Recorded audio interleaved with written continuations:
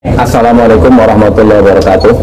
Waalaikumsalam warahmatullahi wabarakatuh. Punten Pak Yai mumpung kepanggih kula badhe taken terkait fenomena adanya gesekan di internal NU, adanya muscap di Wonogiri dan Jakarta Timur, serta ada surat edaran khususnya di poin 4 tentang PWI dan yang bertentangan dengan PWI untuk tidak dekat-dekat PBNU.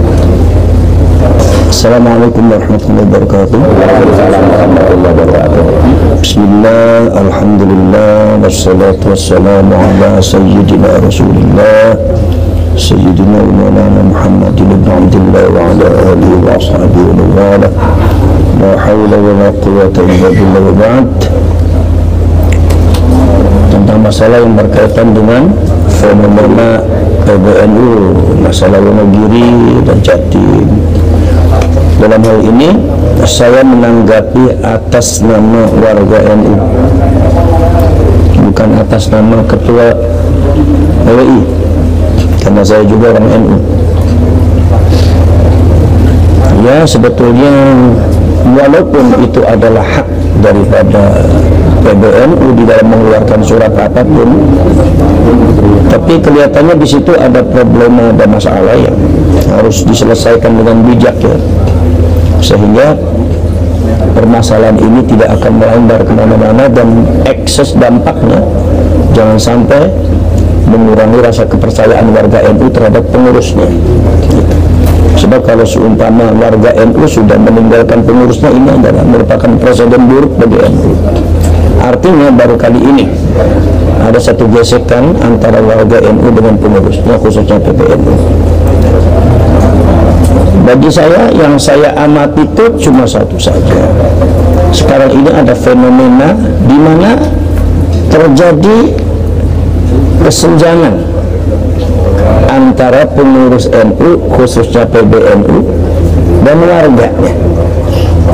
Ada satu kesenjangan, ya, kita mau tidak mau kita harus akui sebenarnya bahwasanya apa yang dilakukan oleh pengurus NU dan PBNU ini banyak tidak diapresiasi oleh warganya. Apakah itu masalah yang berkaitan dengan pencangkokan nasab Ba'ali, atau masalah yang berkaitan dengan polemik nasab, itu kan masalah orang NU juga kan, karena yang mengapresiasi Habaib dan Ba'ali itu orang NU. Kemudian yang berkaitan dengan penyelewengan, pembelokan sejarah Nahdlatul Ulama yang sampai terbit ada di NU online.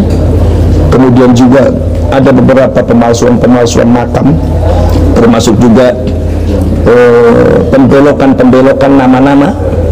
nama-nama leluhur, khususnya yang berkaitan dengan para awliya zaman dahulu. Itu kan merupakan tugas daripada warga NU yang bersentuhan langsung dengan warga NU, sehingga yang merasakan itu semua adalah ya warga NU. Jadi itu masalah yang berkaitan dengan itu sudah beberapa tahun ini memang kurang diapresiasi oleh pengurusnya, ya.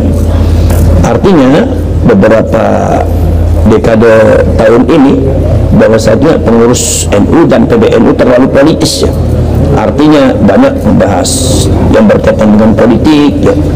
Kemudian juga ada yang berkaitan dengan persoalan yang berkaitan dengan bisnis-bisnis, sehingga mungkin permainannya ada di atas, sehingga ke bawahnya itu kurang mendapatkan perhatian khusus, sehingga warga NU yang ada di bawah ini akhirnya seolah-olah kurang mendapatkan perhatian, akhirnya terjadi kesenjangan. Bahkan akhir-akhir ini kok malah terjadi semacam bentrok gitu antara warga NU dengan PBNU dan pengurus NU, ya. Kalau pengurus NU nggak semuanya lah, tapi artinya ada beberapa pengurus NU yang seperti itu kan.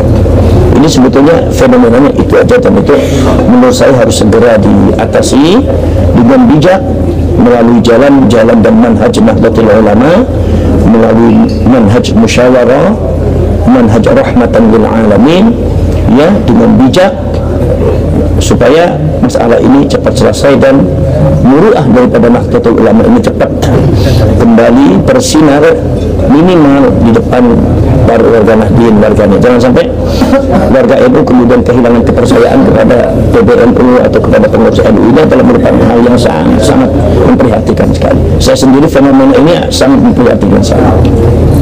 Kemudian nomor selanjutnya adalah, jadi terpisah dari warganya. Nomor selanjutnya adalah ada beberapa nilai-nilai luhur Nahdlatul Ulama yang sebenarnya hakikatnya ini kurang mendapatkan perhatian oleh para pengurusnya PBNU. Contohnya masalah nilai kebangsaan. Ini sebetulnya masalah yang berkaitan dengan kebangsaan ini jangan cuma ada di seremonial, di acara-acara resmi, ya, tapi juga harus diaplikasikan oleh para pengurus Nahdlatul Ulama dan dengan warganya untuk betul-betul membela bangsa, mengurusi bangsa, membentengi bangsa dengan jargon yalal watan hubbul watan minal iman. Saya yakin Mbah Wahab Hasbullah itu ketika mengarang lagu yalal watan itu bukan cuma untuk membentuk paduan suara saja atau kur saja, sehingga kurnya itu bagus ya, di dalam kur ya, ketika kur kita mengepalkan tangan semua kan. Tetapi di dalam prakteknya ketika bangsa ini ada yang membelokkan sejarahnya, kemudian juga harga diri bangsa ini kemudian ada yang mempecundangi, ada yang meremehkan, ada yang menginjak-injak, kemudian juga presidennya juga dijatuhkan harga dirinya, ada beberapa lambang negara juga sempat menjadi cemoohan orang-orang yang tidak benar, gitu kan. Kok kelihatannya nggak ada pergerakan, nggak ada pembelaan, gitu kan, nggak ada pembelaan. Sebabnya apa? Sebab ada beberapa kasus, diantaranya adalah seperti pemalsuan makam yang ada di Wonosobo dan ada ini. Itu hampir semuanya rata-rata di situ sudah terbentuk pengurus NU, sudah terbentuk pengurus NU, sudah ada Ansor, sudah ada Banser, sudah ada Fatayat, Muslimat, IPMI, PPNU sampai ranting. Tapi kok ya ada pemalsuan makam, kok nggak dapat perhatian, itu kan jadi hal yang sifatnya aneh bin ajaib. Artinya yang seharusnya tidak terjadi karena memang NU itu selalu mengumandangkan jargon yalal watan hubbul watan minal iman, benteng daripada bangsa, garda daripada bangsa. Tapi kok ada hal semacam itu kok tidak istilahnya itu nggak titen, gitu kan. Nah, maka dari itu ini barangkali. Nah, ketika NU itu kemudian nilai daripada kebangsaan, nilai daripada kesejahteraan, nilai daripada keahlus sunnah wal jamaahan dan akidah dan syariah. Sekarang saya telah meneliti dan membaca beberapa kitab-kitabnya Ba'alwi, ya.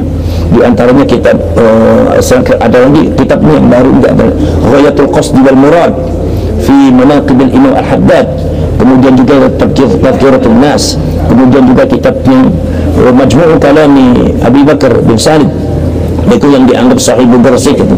Kemudian juga ada beberapa kitab yang lainnya, sangat banyak sekali, itu di mana ajaran-ajaran mereka itu ternyata sangat bertentangan dengan Ahlus Sunnah wal Jamaah. Itu artinya berarti bertentangan dengan Nahdlatul Ulama, dan itu mereka doktrinkan di warga NU.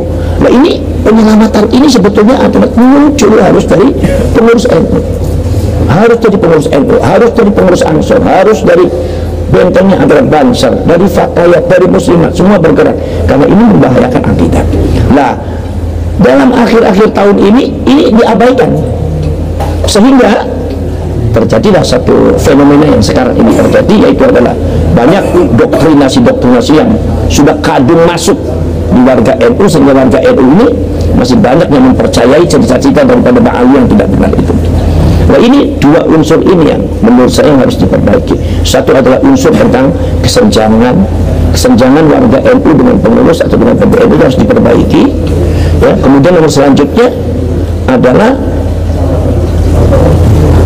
tidak diabaikannya atau tidak diterapkan, diabaikannya nilai-nilai perjuangan PNU yang dulu menjadi intisari daripada terbentuknya Nahdlatul Ulama. Masalah akidah, khusus masalah Wahabiyah itu kan bukan Wahabiyah saja, akidah Ahlus Sunnah wal Jamaah, ya, madzhabul arba'ah itu yang bertentangan, dan itu kita harus mampu melawannya, dan kita harus mampu membersihkan warga NU dari akidah yang sesat dan syariat, apalagi syariat dan paham-paham doktrin yang tidak benar, ya.